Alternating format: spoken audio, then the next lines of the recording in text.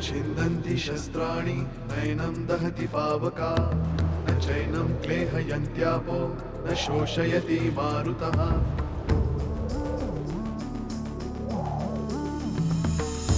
दिवसामागुणरात्र धावते सकाळ संध्याकाळ सूत्रधार जो या साऱ्याचा नामतयाचे काय तयाच्या मनात दडले नकळे कधी कुणा क्षणात होते संभव सारे क्षणापूर्वीचे असंभव असंभव असंभव असंभव। गेले काही दिवस घरातील दागिने एकाएकी नाहीसे होत आहेत। चोर घरातलाच आहे। अहो काही झालं तरी ते मालक आहेत। तमडी कमवायची अक्कल नाही आणि मालकी हक्क गाजवायला निघालेत। हे घराबाहेर गेलेले दागिने मी थोडीच घेतले ते दागिने। आता तसं बघायला गेलं तर पार्वती वहिनींच्या गळ्यातली माळ हरवली होती, ती का त्यांच्या गळ्यात हात घालून बस। हे दागिने भालचंद्र रावच त्याच्या वाहिराला विकतोय आणि आम्ही त्याचा माग काढणारच, कोणाला आवडो अथवा न आवडो। या साखळीच्या शेवटच्या तुव्यापर्यंत आम्ही पोहोचणारच। एकदा आमच्या हातात तो येऊ दे, मग भालचंद्र राव आहे आणि आम्ही आहोत। हा सूर्य आणि हा चैत्रथ होऊनच जाऊ दे। कुठे निघालात? मोहिमेवर। जेव्हा घरातलेच फितूर होतात तेव्हा देश गहाण पडतो। अशा फितुरांना घराबाहेर काढण्याची गरज देशालाही आणि आम्हालाही। त्यांचाच बंदोबस्त करायसाठी चाललो होतो आम्ही। जमलं तर सांगा तीर्थरूपांना वेळ जाण्याआधी सावध व्हा, नाहीतर विश्वासाचा अंधविश्वास व्हायला वेळ लागणार नाही म्हणावं। अहो अहो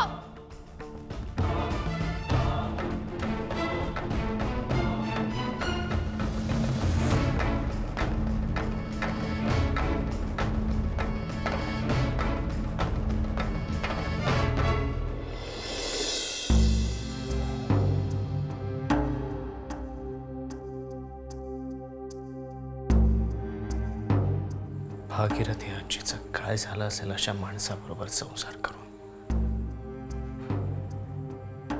भागीरथी आजीने चेहऱ्यावर कधी आणलं नाही, कारण सोशिकता ही स्वभावातच होती। पण शब्दांचं टोचणं, टोमणे, दासी असल्यासारखी वागणूक ह्या गोष्टी लग्नाबरोबर सुरू झाल्या आणि जन्मभर राहिल्या। इतकं सगळं असून आपल्या मुलीच्या आयुष्यात सैतान आहे हे रघुनाथ पंतांना कळलं नाही। तो सैतान फक्त भागीरथी आजींच्या आयुष्यात नव्हता, अख्ख्या शास्त्री कुटुंबासाठी तो सैतान होता।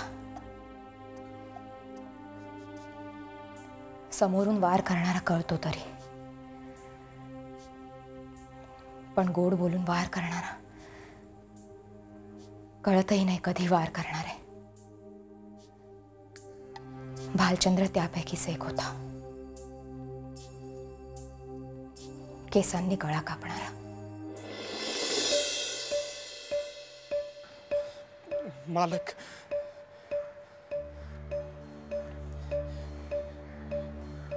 अरे असं भिजलेल्या कुत्र्यासारखं काय झालं तुझं? तुम्ही पाहिलं ना घरामध्ये काय झालंय ते? काय झालंय?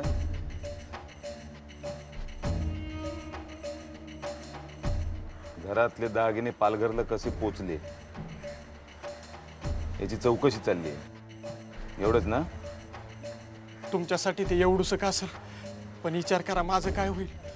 तुम्ही दिलेले दागिने मी स्वाम्याकडे दिले, स्वाम्यानं ते सावकाराला ऐकले आणि महादेव दादानं ते सावकाराकडून सोडून आणलेत मालक।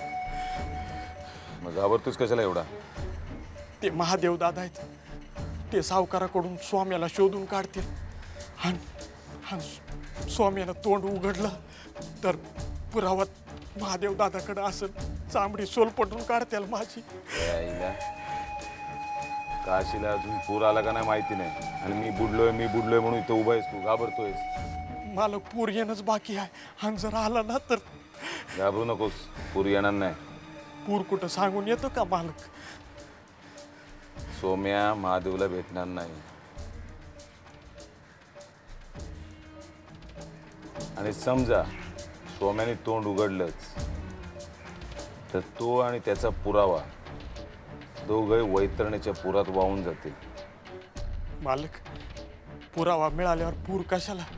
मला तर मागच्या हिरीतच जीव द्यावा लागेल.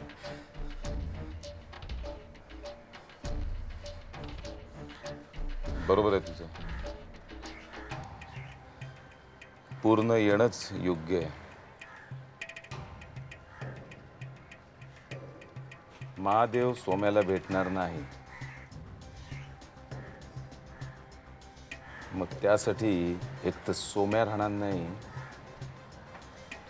नाहीतर चल निघ आता तू. हे बघ, सोम्याचा पत्ता लवकरात लवकर सापडव. महादेव सोम्याला भेटायच्या आत सोम्याच्या यात्रेची तयारी करायला हवी.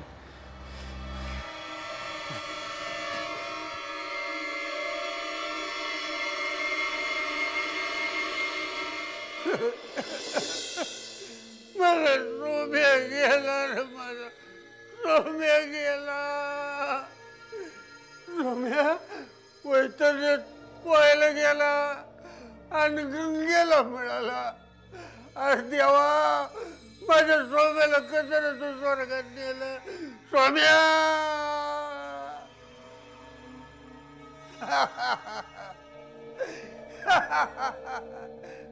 मालक, तुम्ही एक करतून आठवली ना, हे दोन्ही हात जोडून पायावर डोसकं ठेवावं वाटते. वा वा वा, काय करतो तुमचे. सोम्याला कसा सगळी बाजूला केला, तसं या समध्या शास्त्राला संपवा. ते इष्ण्या आहे का इष्ण्या, लय मोठा काटा आहे बरं का. समध्या शास्त्राचा त्याला लय पुळक आहे. त्याचे सकट या समध्यानं संपवा. इंदे अगं, तुला जे जमलं नाही, मला जे करायला जमलं नाही, ते करायला देवानं मालकानं पाठवले. आता तू, मी आणि मालक तिघजण मिळून समध्या शास्त्रानं संपवूया.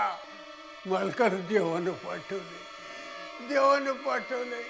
देवा, लय वाट बघायला लावली, लय उपकार झाले तुझं.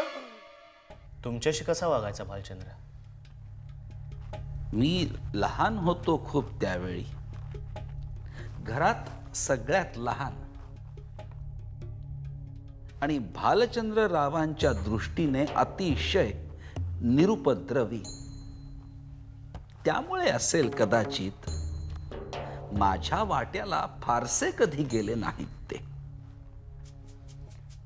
अत्यंत स्वार्थी होता तो. लांड्याला वाड्या, इकडच्या गोष्टी तिकडे करणं, आणि मुख्य म्हणजे सतत रघुनाथ पंतांच्या मर्जीत राहणं. सतत कसला तरी शोध चालू असायचा खजिन्याचा. खजिन्यासाठी जन्म वेचला त्यांनी. महादेव दादांनी त्यांना पुरतं ओळखलं असावं, म्हणून त्यानं खजिना अशा ठिकाणी लपवून ठेवला जो शोधायला कपटीपणा नव्हे तर हुशारी गरजेची होती, जी भालचंद्र रावांकडे नव्हतीच, जी तुझ्यात आहे. आणि म्हणूनच मला असं वाटतं की तो खजिना तुलाच मिळणार, कारण तूच आहेस तो महादेव. कोड्यांचा जनक आणि खजिन्याचा खरा रक्षक. आणि असा रक्षक असताना भालचंद्ररावांनी एक जन्म काय पुढचे 7 जन्म घेतले आणि तो खजिना शोधला तरी तो त्यांना सापडणं शक्य नाही.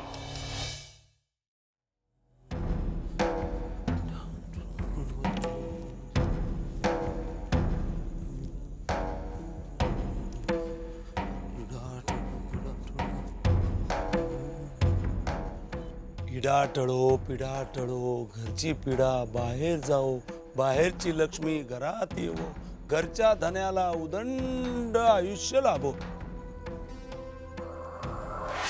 अरे नमस्कार. तुम्ही होय? मनात म्हणतोय तुम्हाला वाट सापडते की नाही. नाही, अंधार पडलाय, अनोळखी माणसाला जरा अनोळख्या ठिकाणी यायला जरा वाट चुकायला होतं, पण तुम्ही बरोबर आलात. या या या.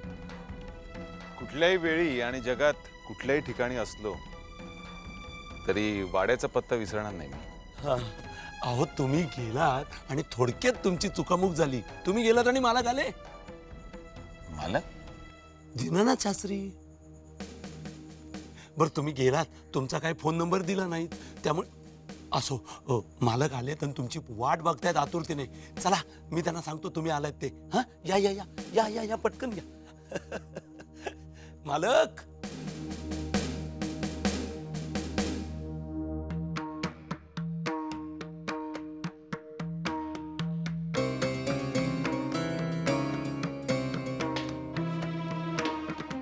या या. हे बघा,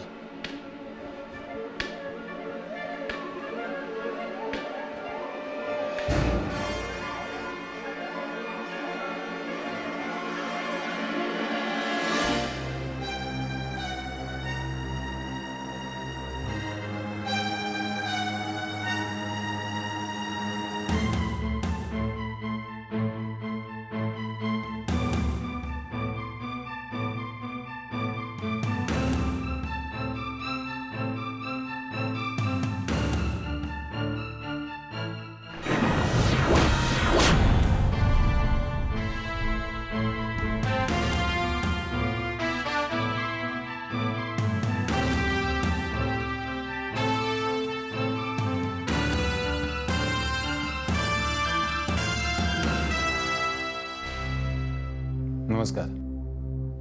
नमस्कार. मला कल्पना नव्हती आपण आज येणार आहात ते.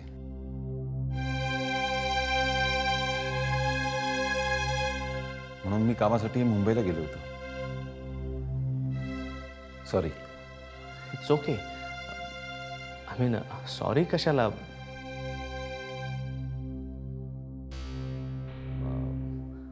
आम्ही न सांगताच आलो. आपण आदिनाथ शास्त्री ना? हो. मी नागेश बल्लाळ. आपण दीनानाथ शास्त्री. शुभ्रा शास्त्री.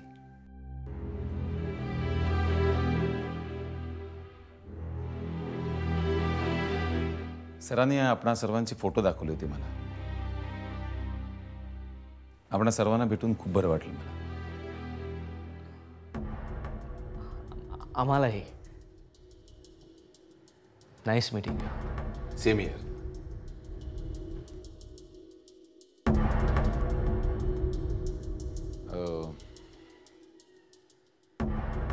मला जरा फ्रेश व्हायचं होतं. Yes, why not. विष्णू काका, त्यांना घेऊन जा ना. हो चला ना. Excuse me. या असे या.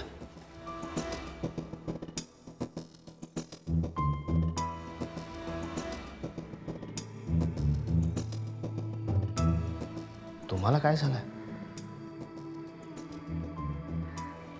काही गोष्टी इथे न बोललेल्या बऱ्या. आज जाऊन बोलूया.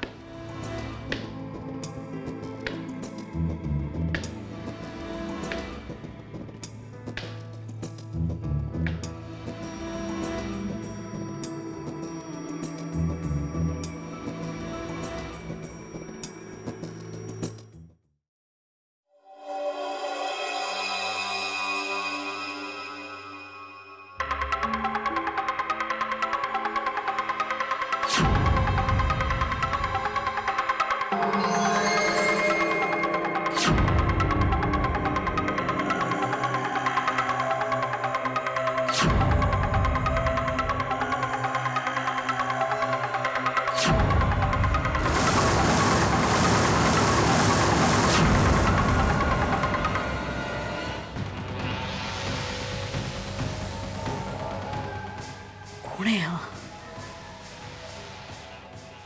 का सतत मला डोळ्यासमोर दिसतो? भालचंद्रराव की आणखी कोणीतरी? हा सगळ्या शास्त्र्यांना ओळखतो.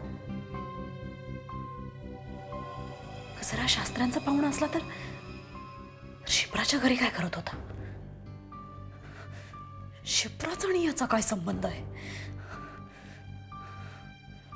नाही, नुसतं दिसण्यात साम्य नाही. हा योगायोग नाही. ही नियतीची नवीन चाल आहे. नवीन खेळ आहे हा नियतीचा. प्रत्येक जन्मात ती खेळत आली आहे.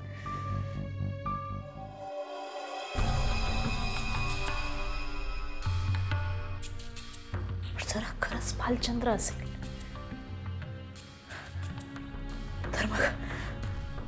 तर मग यावेळी नियतीने माझ्या भरवशाचा जोडीदार पाठवलाय माझ्यासाठी. माझ्या भरवशाचा खेळाडू भालचंद्र.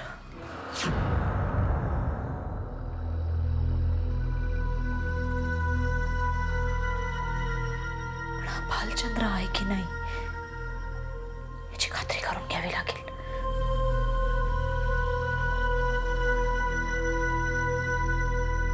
हा खरंच भालचंद्र आहे की आणखी कोणी?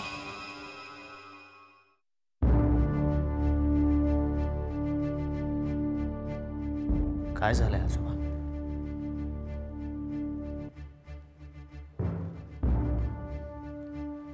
तुम्ही नागेशशी नीट बोलला सुद्धा नाही.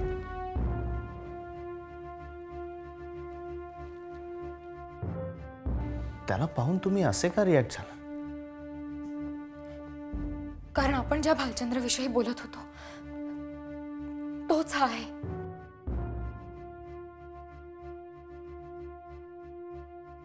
म्हणजे ते अगदी तसेच दिसतात. त्यामुळे त्याला पाहिल्यावर एकदम असं वाटलं की भालचंद्रच पुनर्जन्म घेऊन वाड्यावर परत आलाय.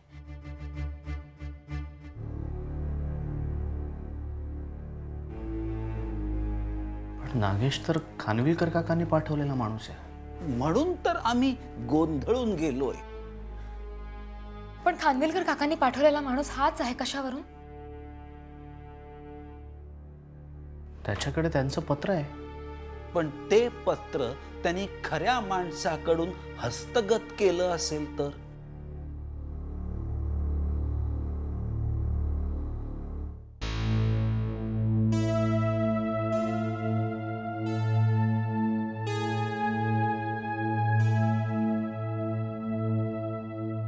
मी खानविलकर काकांना आता फोन करतो आणि विचारतो. हो, पण ते दुखावतील अशा प्रकारे संशय व्यक्त नका करू. I will take care.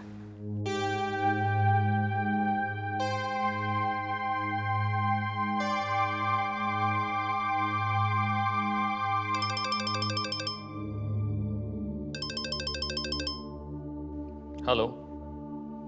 Hello Khanvilkar काका. हो बोलतोय. मी आदिनाथ शास्त्री बोलतोय. हा हा बोल बोल. काका, त्या गीतेतल्या श्लोकाबाबत तुम्ही दिलेल्या हिंटमुळे बराच फायदा झाला. त्या श्लोकात सुद्धा फायर फोर्स आणि वॉटर फोर्सचा उल्लेख आहे. राईट. मग त्या श्लोकाचे शब्द आणि 3, 6, 9 यांचा क्रम यावरनं असं वाटतं की महादेव आजोबांना सुद्धा त्या 2 मूर्तींविषयी माहिती असावी. ओ ग्रेट. काका, मी तुम्हाला हे सगळं मेल करतो. ओ दॅट्स बेटर. म्हणजे मला नीट वाचून विचार करता येईल त्यावर. आणखी एक काका, तुमचे ते असिस्टंट नागेश आले. हा भेटला का तो? हो.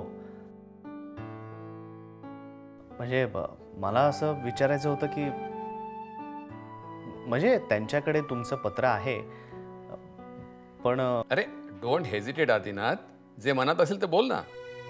त्यांच्याकडे आय कार्ड वगैरे आहे का? म्हणजे आम्ही संशय घेतोय असं नाहीये. अरे त्यात काय गैर आहे? याबाबत काळजी घ्यायलाच हवी. हां, खरं तर हा मीच विचार करायला पाहिजे होता. तसं नाही काका, पण आमच्या आयुष्यात घटनाच अशा विचित्र घडतायत त्यामुळे. नाही, you are absolutely right young man. मी असं करतो, नागेशचा एक फोटोज तुम्हाला ईमेल करतो. हां,